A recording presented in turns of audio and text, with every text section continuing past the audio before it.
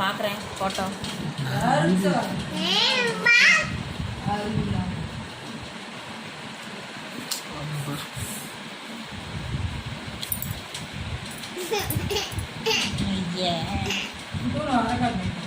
பால் கறந்து போய்கிட்டா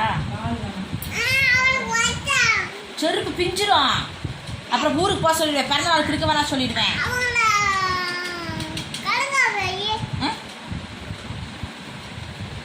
பால் காப்பி வச்சு கொடுப்பேன். காப்பி தூளுக்கு கடுங்கா போயிட்டாம பால் காப்பி வச்சு குடிங்கவா சொல்லுவேன். உங்களுக்கு வச்சு தரேன்.